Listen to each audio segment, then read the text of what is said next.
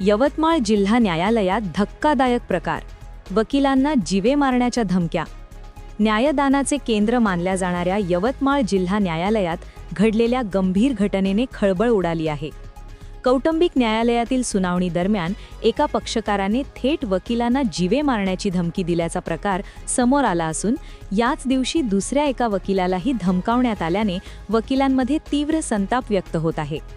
प्रकरणाचा तपशील असा की प्रसिद्ध विधिज्ञ ॲडव्होकेट तुषार देशपांडे हे कौटुंबिक हिंसाचाराच्या एका प्रकरणात पीडित मुलीच्या वतीने बाजू मांडत आहेत। या प्रकरणातील आरोपी पक्षकार नागपूर येथील रहिवासी असून तो सातत्याने न्यायालयाच्या तारखांना गैरहजर राहत होता। त्यामुळे कायद्यानुसार ॲडव्होकेट देशपांडे यांनी त्याच्याविरुद्ध अटक वॉरंट काढण्याची मागणी न्यायालयाकडे केली।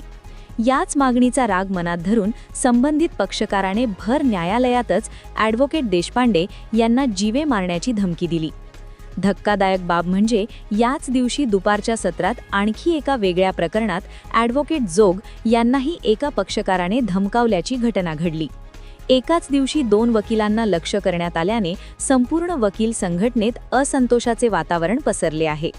आरोपी पक्षकारांनी न्यायालयाची प्रतिष्ठा, कायदा आणि न्याय प्रक्रियेचा कोणताही आदर न राखता हे कृत्य केल्याचा आरोप वकिलांकडून करण्यात आला आहे।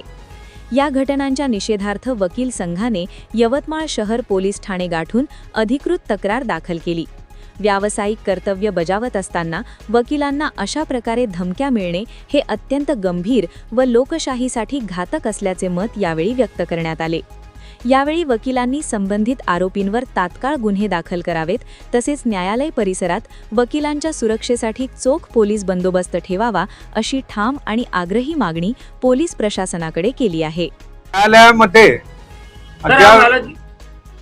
आज यवतमाळ जिल्हा न्यायालयामध्ये ज्या वेळेला फॅमिली कोर्टामध्ये ॲडव्होकेट देशपांडे साहेब यांचं मॅटर चालू होतं, त्यावेळेला विरोधी पक्षातील एका पक्षकाराने, त्यांच्या विरोधी व्यक्तीने त्यांना बाहेर निघ, तुला मी पाहून घेतो, तुझ्या पोराला उचलून नेतो आणि त्याला अश्लील भाषेत शिवीगाळ केली आणि पाहून घेण्याची धमकी दिल्यामुळे आम्ही त्याविरुद्ध आज सर्व वकील संघटना या ठिकाणी त्याच्याविरुद्ध तक्रार देण्यास आलेलो आहोत आणि आम्ही शासनाला या निमित्ताने विनंती केलेली आहे की त्यावर कठोर कारवाई करण्यात यावी आणि या पलीकडे वकिलांना या पद्धतीने जर कोणी धमकावत असेल तर त्याला कोणत्याही प्रकारची ॲडव्होकेट प्रोटेक्शन ॲक्ट शासनाने लवकरात लवकर लागू करावं अशी सुद्धा मी या प्रसंगी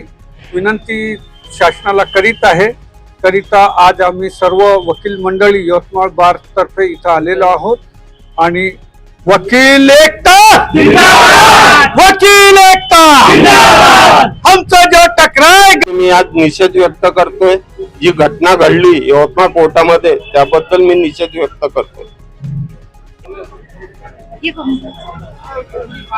आज जो देशपांडे सरांवर म्हणजे त्यांना अश्लील शिवीगाळ केल्या गेलेला आहे ते एक धक्कादायक गोष्ट आहे।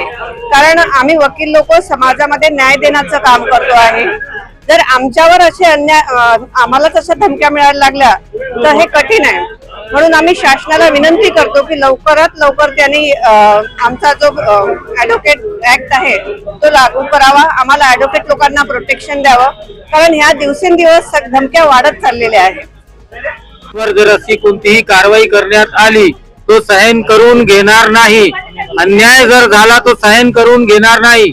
आम्ही न्यायासाठी प्रविष्ट हो, कायदेशीर मार्गाने जाऊन त्याला मार्ग लावेल आणि यापुढं अशी घटना करण्याचा आधी कोणत्याही माणसानं लक्षात घ्यावे की वकिलांवर कोणत्याही प्रकारचा अन्याय करणे किंवा शिवीगाळ करणे, धामधूक करणे, मारझोड करणे हे पूर्ण वकील संघटना अन्याय सहन करून घेणार नाही हे लक्षात घ्यावे।